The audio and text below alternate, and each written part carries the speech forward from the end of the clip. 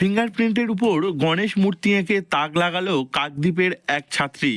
ওই ছাত্রীর নাম কোয়েল পুরকাইত। এই ছবি আঁকার জন্য আঙুলে সাদা রং লাগিয়ে আর্ট পেপারের উপর প্রথমে ছাপ দিতে হয়। এরপর সেই ছাপের উপর বিভিন্ন রং দিয়ে গণেশের ছবি আঁকে কোয়েল। ছবিটি দৈর্ঘ্যে 1.7 সেন্টিমিটার ও প্রস্থে 1.3 সেন্টিমিটার। প্রথমত আমি ড্রয়িং করছি 4.5-5 বছর থেকে। দেবরাজ বেরা মহাশয়ের কাছে সুন্দরবন আর্ট একাডেমিতে ড্রয়িং শিখি আমি। 2023 সালে স্মলেস্ট ইজেল স্ট্যান্ড বানিয়ে আমি ইন্ডিয়া বুক অফ রেকর্ড করেছিলাম। এরপরে এই রিসেন্ট 1.7 ইন্টু 1.2 সেমি ফিঙ্গারপ্রিন্টের ওপর গণেশ বানিয়ে আমি ইন্টারন্যাশনাল বুক অফ রেকর্ড করলাম। খুব ভালো লাগছে, আমি খুব আনন্দিত। আর ভবিষ্যতে আমি ড্রয়িং নিয়ে এগোতে চাই। পাশাপাশি আমি ইনস্টিটিউট অফ ম্যানেজমেন্ট স্টাডি কলেজে ফিল্ম মেকিং নিয়ে পড়াশোনা করছি। ফিঙ্গারপ্রিন্টের উপর গণেশ মূর্তি এঁকে কাকদ্বীপের স্কুল ছাত্রী ইতিমধ্যে তাক লাগিয়ে দিয়েছে সকলের। ছোট থেকেই ছবি আঁকতে ভালোবাসে সে। এই কাজ নিয়ে ব্যস্ত থাকে দিনের বেশিরভাগ সময়।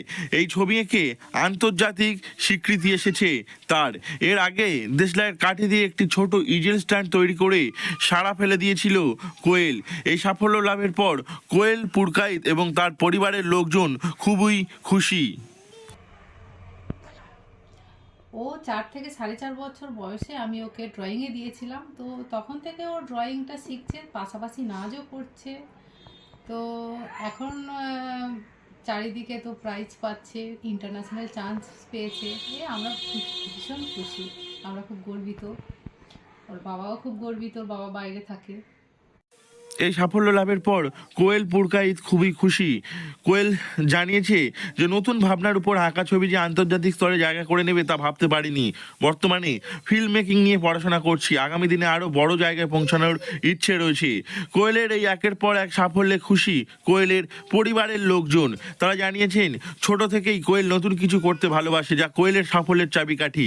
কাকদ্বীপের প্রত্যন্ত একটি এলাকা থেকে নিজেকে উচ্চ স্তরে মেলে ধরার প্রচেষ্টা নজর কেড়েছে সকলে।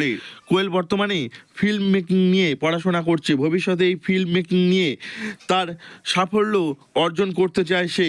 এই ফিল্ম মেকিংয়ের উপর তার ছাপ রাখতে চায় কোয়েল। এখন সেদিকে কোয়েল মনঃসংযোগ করছে। দক্ষিণ 24 পরগনা থেকে নবাব মল্লিকের রিপোর্ট, লোকাল 18 বাংলা।